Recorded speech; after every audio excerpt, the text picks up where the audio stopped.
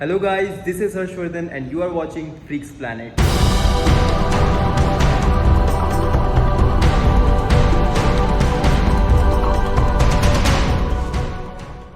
So before starting the video, I would like to tell you about 75 Hard. हो सकता है यहाँ पे कई व्यूअर्स ऐसे हों जो इस चैलेंज के बारे में पहली बार सुन रहे हो, तो उनके लिए मैं बता दूं कि ये एक बेसिक सा 75 डेज़ का चैलेंज है जिसमें आपको कुछ सेट ऑफ रूल्स हर दिन फॉलो करने होते हैं। और अगर एक दिन आप एक रूल भी मिस कर देते हैं तो इस चैलेंज को आपको वापस से शुरू करना होता है। एंड बोला जाता है 97 पीपल जो वर्ल्ड में इसको चैलेंज को एक्सेप्ट करते हैं वो फेल हो जाते हैं एंड 3% सिर्फ पास कर पाते हैं इस चैलेंज को। That is why it has the highest potential to transform you physically and mentally. इस वीडियो में मैं अपना 28 डेज़ का एक्सपीरियंस शेयर करने वाला हूँ, so stay connected. So I'm going to divide this video into 3 parts. That is क्यों ये चैलेंज आपके लिए ज़रूरी है, क्या की लर्निंग्स इसमें से मैंने जो सीखी वो हैं, और क्या मिस्टेक्स आपको नहीं करनी चाहिए जो मैंने की जिस वजह से मेरी स्ट्रीक 28 डेज़ की टूटी। So the first point itself says कि आपके लिए ये चैलेंज बहुत ही ज़्यादा ड्रास्टिक इम्प्रूवमेंट ला सकता है। वो कैसे?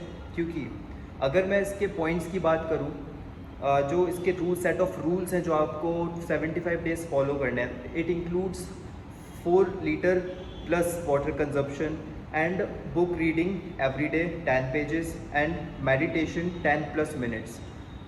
सिर्फ इन 3 चीज़ों को रेगुलर आप 75 डेज़ करेंगे, you will start feeling like a mental relief, sort of energy burst in your body.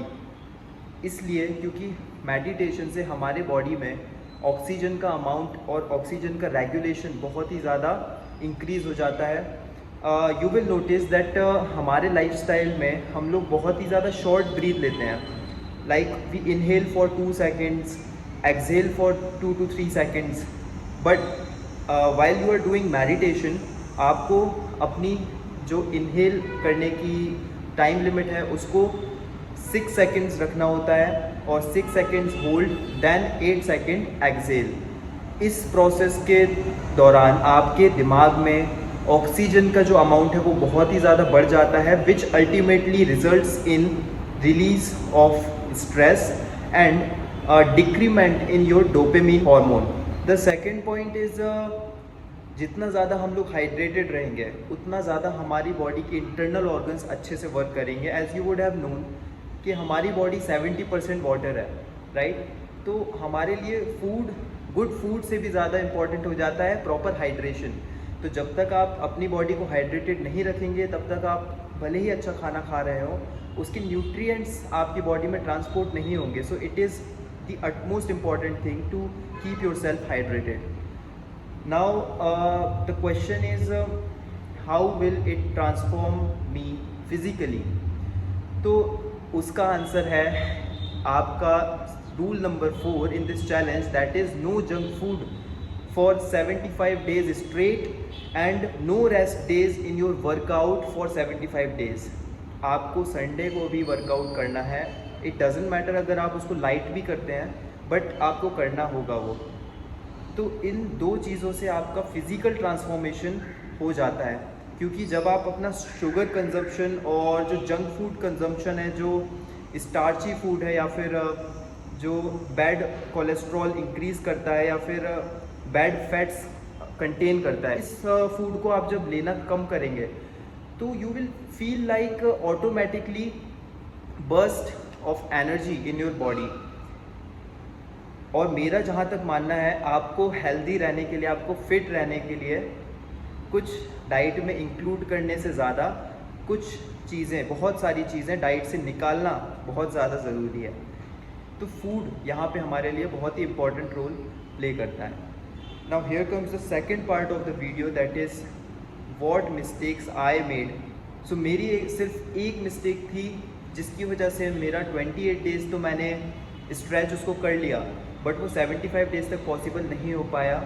उसका रीज़न था not having a particular time set for the task. अब इस बात को आप, हो सकता है ये आपके लिए इतनी ज़्यादा बड़ी ना हो, but when you get into it you will notice that जब आपका टाइम फिक्स नहीं होता है कि आपको कब मेडिटेशन करना है, कब बुक रीडिंग करनी है, कब आपको वर्कआउट करना है, आपके दिमाग में एक जो बायोलॉजिकल क्लॉक सेट होती है वो उसमें बहुत ही ज़्यादा डिस्टरबेंस आता है। तो मैं आपको यही सजेस्ट करूँगा कि जब भी आप इस चैलेंज को एक्सेप्ट करें तो एक पर्टिकुलर टाइम सेट कर लें which you will follow through out 75 days. But and the third and last part of this video is what key learnings I got from this challenge. तो मैं आपको 75 days का experience तो नहीं बता सकता हूँ, but yeah I can tell you the experiences I got from 28 days. मेरा डोपामिन लेवल बहुत ही ज़्यादा डिक्रीज़ हो गया क्योंकि मेरा शुगर कंजम्पशन बहुत ही कम था एंड मेरी body through out the time बहुत ही ज़्यादा अच्छी कंडीशन में आ गई है क्योंकि it has been a month in this challenge. मैंने 28 days से कोई भी जंक फूड या फिर कोई भी हाई शुगर फूड कंज्यूम नहीं किया है, जिसकी वजह से मेरा जो ओवरऑल बॉडी फैट है वो भी काफ़ी हद तक कम हो चुका है। And if I talk about my mental stability तो उसमें भी मुझे काफ़ी हद तक हेल्प हुई है बिकॉज मैंने आपको स्टार्टिंग में ही बताया था it helps in decrement of your dopamine hormone. So जब आप शुगर कम करते हैं, जब आप जंक फूड कम करते हैं अपनी बॉडी में, तो आपका डोपामिन ऑटोमेटिकली कम होता है and as a cherry on the cake आप जो मेडिटेशन करते हैं वो आपका फोकस इंक्रीज करने में भी मदद करता है which ultimately results in decrement of your dopamine.